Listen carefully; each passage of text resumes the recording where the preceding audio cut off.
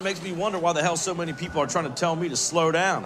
Seems like motherfuckers should be shutting the hell up and enjoying the Walking that bitch like, nigga, we made it. I own my own masters. No, I ain't missing no royalty statements. I can't be rated. God. Damn, ho, stun on them haters. Sorry, Mrs. Drizzy, for so much y'all talk. Silly me, rap about shit that I really bought. Why these rappers rap about guns they ain't shot, and a bunch of other silly shit that they ain't got. I'm on my loop, Peter. What's going on, YouTube? Sneaker Scavenger doing yet another sneaker review for you guys. I just realized that this is my 10th video, and this is just coincidental, but I'm actually going to be doing an Air Jordan 10 today. Sure, there's a bunch of other reviews on the shoe. I haven't seen any yet, but I will after this. But let's get right to it. Just released this past Saturday. Everybody's calling these the Venom 10. Nothing crazy. Got your Venom 10 there. Jordan paper. Regular Jordan box giving us. Here you go, guys. Start off with the outsole. You have your basic, Air Jordan 10 silhouette on this. You have a translucent outsole. They're calling this Venom green. It's Volt. It's Volt. Last year's big color was Volt. And I like this translucent outsole on this pair of 10s because it's icy, but it's not like blue. It doesn't. When the light hits it, it does on the toe, but. I just like that it's not like vibrant blue like some of these recent releases out there, And I do have a tumbled leather on the upper and a nubuck on that second panel that sometimes Jordan Brand gives love to, sometimes they don't. I like this shoe, man. Your checkerboard, guts all up in there. Air Jordan collection. Tag on the inside of the tongue. Sorry about that, because I'm just not feeling well today, but still wanted to get this out. I'm delaying it, way too long. This is my most recent pickup.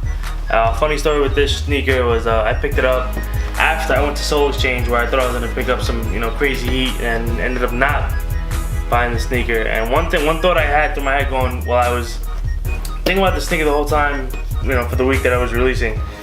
I kept thinking, is it a crazy idea to think that I'm buying an older or a used sneaker above retail when there's a newer release coming out? And even though it might not be the most hyped up sneaker and whatnot, there's a new release coming out, and I'm paying, $170 plus sales tax in New York comes out to about $185.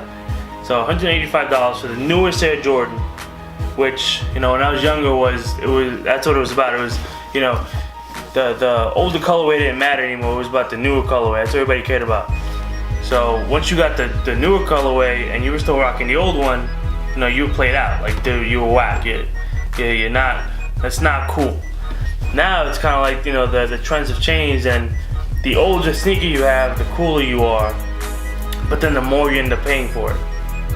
So I was just thinking about that on Saturday, and I was just telling myself, like, do I really want to blow like $400 on a sneaker that may or may not be wearable? And I didn't pick up the newer sneaker, and I do want it. I didn't pick up the newer release. Is it really worth it? Like. That's what I was thinking about. And then when I ended up, failing at Soul Exchange, they had a bunch of stuff there, but for me, just personally, I had everything that they were, trying to offer. So not to sound, too good for something or anything.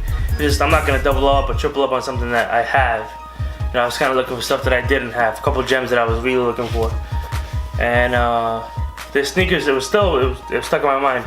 One of the reasons I really liked the sneaker was when I was a kid, I was 10 years old when these sneakers released. I found it really funny because I thought this was gonna be the last Air Jordan. Like, there was no idea, there was no Kicks on Fire, any sneaker news, any Soul Collector telling you what was coming out. So I thought this was it. Like I was like, oh my god, if I don't get the Air Jordan 10, like that's it. They're never gonna make Air Jordans again, and you know, I don't know what's gonna happen. Like, you know, what's my life gonna be like? So you know, when this shoe hit the market, I couldn't get it. But you know, a lot of my friends had them, and I looked at them, and I was just like, ooh, yeah, you know, there's the Rookie of the Year. You know, when he scores 63 points, his scoring title, dunk championship, all defensive award or team he made, scoring 69 points, his 3 championships. You know, when he retired in '94 and played baseball. That was it. I was like, all right, this is it. You know, like, so I was really a fan of the shoe for that reason. I thought this was gonna be the last. Call me, you know, what's the word? I don't know. Unintelligent, I guess, back then. Ignorant, but gullible. But I thought this was gonna be the last Air Jordan. As we know, the one they released right after this is one of the most iconic sneakers ever, and it is. But just that's why I love this model for that reason. I just thought that it was cool, and I was like, man, it's gonna be the last one that we see. You know, like that was it. And I didn't get to get it when I was a kid, and I'm happy I have a few pairs of 10s right now, and they do run true to size.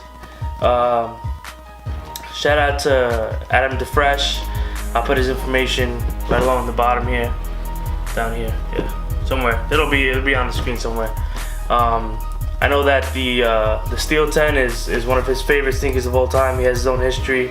You know, tune into his channel so you can see his story behind that sneaker. And I always love sneaker stories. Always love, you know, listening about them. And I wore the Steel 10s for the first time last night, and I was on my feet for a good, you know, 7 hours, and I had a blast in them.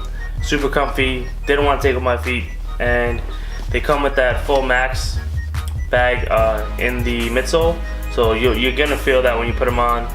And even though I'm not a performance basketball player, you feel that max bag, that max air unit in the entire shoe. And like I always like to do, guys, you know, not that the shoe that I'm about to bring up reminisces or reminds me of this shoe at all, but I just thought that the material on this shoe was very similar to something I had, and I actually had it on today, and they're not the same color but close, sort of. The Joker 3, you know, just like the Crimson 3s.